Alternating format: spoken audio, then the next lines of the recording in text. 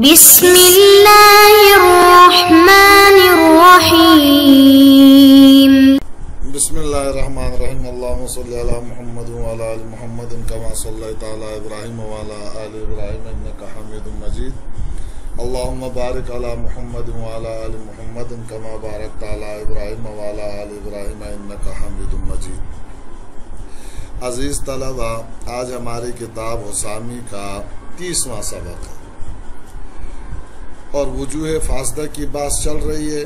وجوہ فاسدہ پہلے ذکر کریں گے ماتن مصنف اور اس کے بعد پھر اس کے جواب دیتے آ رہے ہیں. یہاں سے چوتھی وجہ ذکر کر رہے ہیں، پانچویں وجہ ذکر کر رہے ہیں. وَمِنْهَا مَا قَالَ بَعْضُهُمْ إِنَّ الْقِرَانَ فِي النَّظْمِ يُوجِبُ الْقِرَانَ فِي الْحُكْمِ. اور وجوہ فاسدہ میں سے ایک وجہ وہ ہے کہ جس کے بعض حضرات قائل ہیں کہ قران فی النظم قران فی الحکم کو واجب کرتا ہے. مثل قول بعضهم فی قولہ تعالی، جیسے باری تعالیٰ کا قول میں بعض کا قول ہے وَأَقِيمُوا الصَّلَاةَ وَآتُوا الزَّكَاةَ إِنَّ الْقِرَانَ يُوجِبُ أَلَّا تَجِبُ الزَّكَاةُ عَلَى الصَّبِيِّ، کہ قرآن اس بات کو واجب کرتا ہے کہ بچے پر زکوٰۃ واجب نہ ہو. قالوا، ان حضرات کے قول کی دلیل کیا ہے؟ یہ لأن العطف يقتضي المشارکہ، کہ عطف جو ہے مشارکت کا تقاضا کرتی ہے. وَاعْتَبِرُوا بِالْجُمْلَةِ النَّاقِصَةِ إِذَا عُطِفَتْ عَلَى الْكَامِلَةِ، اور ان حضرات نے جملہ ناقصہ پر قیاس کیا ہے جبکہ جملہ کاملہ پر اس کا عطف ہو. وَهَذَا فَاسِدٌ، اور یہ وجہ فاسد ہے. لأن الشرکۃ انما وجبت فی الجملۃ الناقصۃ لافتقارها الی ما یتم بہ، اس لیے کہ شرکت جملہ ناقصہ میں اس چیز کی طرف محتاج ہونے سے واجب ہوتی ہے جس کے ساتھ کلام مکمل ہوگا. فإذا تم بنفسہ، لیکن جب کلام بذات ہی مکمل ہو گیا لم تجب الشرکۃ، تو شرکت واجب نہ ہوگی الا فیما یفتقر الیہ، مگر اس میں کہ جس کی طرف محتاج ہے. وَلِهَذَا قُلْنَا فِي قَوْلِ الرَّجُلِ لِإِمْرَأَتِهِ، اسی وجہ سے ہم نے کہا اگر کسی نے اپنی بیوی سے کہا اِن دَخَلْتِ الدَّارَ فَأَنْتِ طَالِقٌ وَعَبْدِ حُرٌّ، یہ الفاظ اگر کہے تو اِنَّ الْعِتْقَ يَتَعَلَّقُ بِالشَّرْطِ، تو عتق شرط کے ساتھ معلق ہو جائے گا. لِأَنَّهُ فِي حَقِّ التَّعْلِيقِ قَاصِرٌ، کیونکہ عبد حر تعلیق کے حق میں قاصر ہے، تعلیق کے حق میں اس کے اندر معنی کمی کے ساتھ پایا جاتا ہے. اچھا، وجوہ فاسدہ میں سے یہ آخری وجہ فاسد بیان کر رہے ہیں مصنف رحمہ اللہ، اور اس کے قائل امام مالک ہیں. وہ فرماتے ہیں کہ قران فی النظم قران فی الحکم کو واجب کرتا ہے. کیا مطلب؟ یعنی دو کلام جب حرف عطف کے ذریعے جمع ہو جائیں تو یہ دلیل ہوگی اس بات کی کہ یہ دونوں کلام حکم میں بھی شریک ہیں. اسی لیے وہ فرماتے ہیں کہ مجنون پر زکوٰۃ واجب نہیں ہے، کیونکہ اللہ تعالیٰ کا ارشاد ہے وَأَقِيمُوا الصَّلَاةَ وَآتُوا الزَّكَاةَ، اقامت صلاۃ اور ایتاء زکوٰۃ دو جملوں کو حرف عطف کے ذریعے جمع کیا ہے.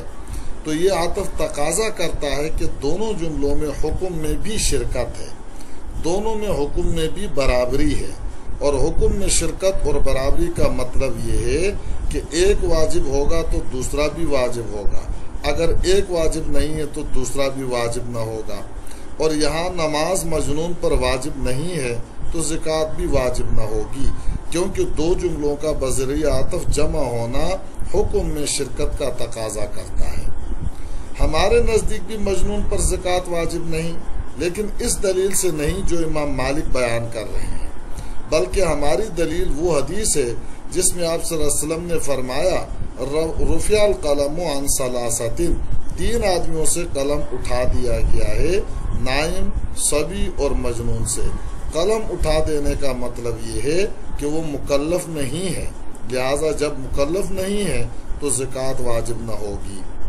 امام مالک رحمہ اللہ اس وجہ فاسد میں استدلال کرتے ہوئے کہتے ہیں کہ اگر جملہ ناقصہ کا عطف جملہ کاملہ پر کیا جائے تو اس وقت دونوں جملے خبر میں شریک ہوتے ہیں. جیسے زینب و طالق و ہند، ناقصہ کا عطف کاملہ پر ہے اور دونوں خبر میں شریک ہیں، یعنی زینب اور ہندہ دونوں پر طلاق واقع ہوگی، تو ایسے ہی اگر جملہ کاملہ کا کاملہ پر عطف کیا جائے تو دونوں اگرچہ خبر میں شریک نہ ہوں گے کیونکہ دونوں کامل جملے ہیں، البتہ حکم میں شریک ہو جائیں گے، جیسے زینب و طالق و ہند طالق۔ بہرحال امام مالک کا جملہ کا کاملہ کے کاملہ پر عطف کو جملہ ناقصہ کے کاملہ پر عطف کرنے پر قیاس کرتے ہیں، مگر ہم اس استدلال کو استدلال فاسد کہتے ہیں، کیونکہ ناقصہ کے کاملہ پر عطف کی صورت میں جو دونوں خبر میں شریک ہیں وہ اس وجہ سے نہیں کہ دونوں حرف عطف سے جمع ہوئے ہیں،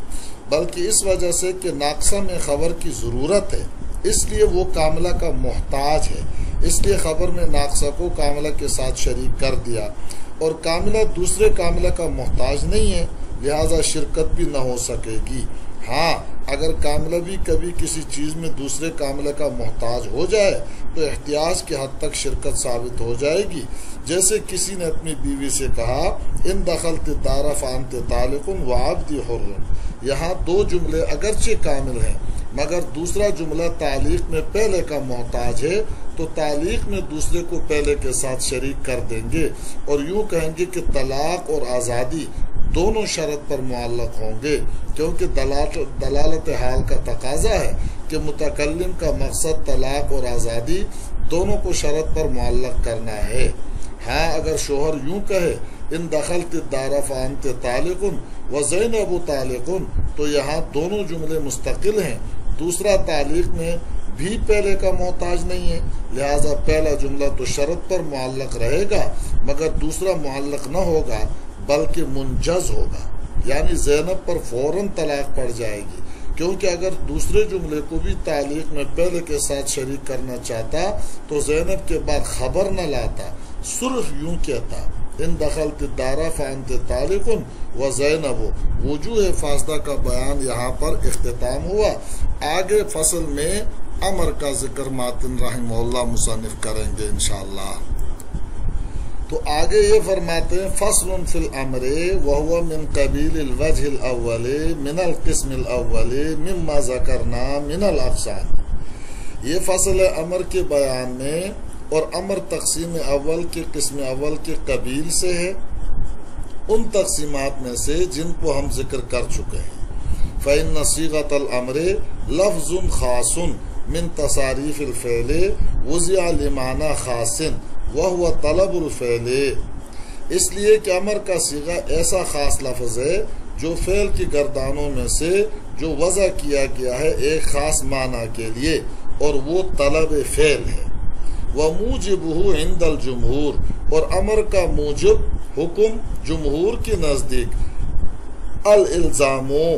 الزام ہے، وجوب ہے، الا بدلیل، مگر کسی دلیل کی وجہ سے، والامر بعد الحظر وقبلہ سواء، اور امر ممانعت کے بعد اور اس سے پہلے برابر ہے۔ اب یہاں سے مصنف رحمہ اللہ امر کے بارے میں ذکر کر رہے ہیں اور کہتے ہیں کہ ماقبل میں 4 تقسیمات کے تحت جو 24 قسمیں ہم نے بیان کی تھی، ان میں پہلے تقسیم یعنی خاص عام مشترک معول میں امر پہلی قسم ہے، یعنی خاص ہے، کیونکہ امر کا صیغہ فعل کی گردانوں میں ایسا خاص لفظ ہے جو معنی خاص یعنی طلب فعل کے لیے وضع کیا گیا ہے۔ تصاریف الفعل کی قید سے اسم خاص اور حرف خاص نکل گیا اور لفظ خاص سے امر کے علاوہ فعل کی دوسری قسمیں خارج ہو گئی۔ خاص کی بہت ساری اقسام ہیں مگر مصنف رحمہ اللہ یہاں صرف اس کی 2 قسمیں یعنی امر اور نہی کو تفصیل سے بیان کریں گے، اس لیے کہ شریعت میں امر و نہی کا کثرت سے استعمال ہے، پھر امر کا مفہوم چونکہ وجودی ہے اور نہی کا مفہوم عدمی ہے، اس لیے امر کو مقدم کیا۔ اس کی باقی تفصیلات آپ نے نور الانوار میں پڑھا ہوگا انشاءاللہ۔ وموجبہ، امر کا حکم بیان کر رہے ہیں کہ جمہور کے نزدیک امر کا حکم الزام یعنی وجوب ہے، البتہ اگر وجوب کے علاوہ معنی پر کوئی دلیل یا قرینہ قائم ہو جائے تو امر اس معنی میں استعمال ہوگا۔ امر تقریباً 16 معنوں کے لیے استعمال ہوتا ہے۔ اور صاحب التعلیق الحامی نے 16 معنی کے علاوہ 5 معنی اور بھی ذکر کیے ہیں، یعنی کل 21 معنی کیے ہو گئے، مگر حقیقی اور اصلی معنی امر کا وجوب ہی ہے۔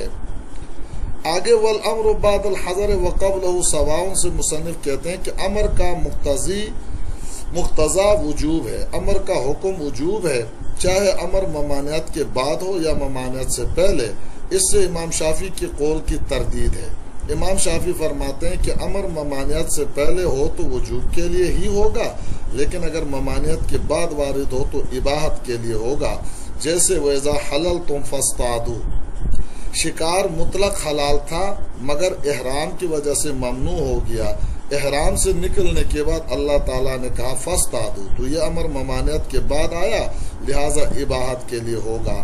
مگر جمہور کی طرف سے یہ جواب دیا جائے گا کہ امر ممانعت کے بعد بھی وجوب کے لیے قرآن میں مستعمل ہے، جیسے فَإِذَا انْسَلَخَ الْأَشْهُرُ الْحُرُمُ فَاقْتُلُوا الْمُشْرِكِينَ حَيْثُ وَجَدتُّمُوهُمْ۔ اشہر حرم یعنی رجب، ذی القعدہ، ذی الحجہ اور محرم، اس میں قتال ممنوع ہے۔ یہ مہینہ ختم ہونے کے بعد ممانعت ختم ہو گئی تو قاتلو سے وجوب ثابت ہو رہا ہے جو ممانعت کے بعد ہے۔ امام شافعی کی استدلال کا جواب کہ فاصطادوا میں اباحت صیغہ امر سے مستفاد نہیں ہے بلکہ قرینہ لفظیہ سے مستفاد ہے، اور وہ ہے احل لکم الطیبات، پاکیزہ چیزیں تمہارے لیے حلال کی گئی ہیں، اور حلال کا لفظ اباحت کے لیے استعمال ہوتا ہے، اور قرینہ عقلیہ بھی ہے کہ فاصطادوا میں شکار کا حکم بطور ذکر احسان اور بندوں کے نفع کے پیش نظر ہے، اور بندوں کا نفع اباحت کی صورت میں ہوتا ہے نہ کہ وجوب میں، کیونکہ وجوب سے تو بندے مشقت میں پڑتے ہیں۔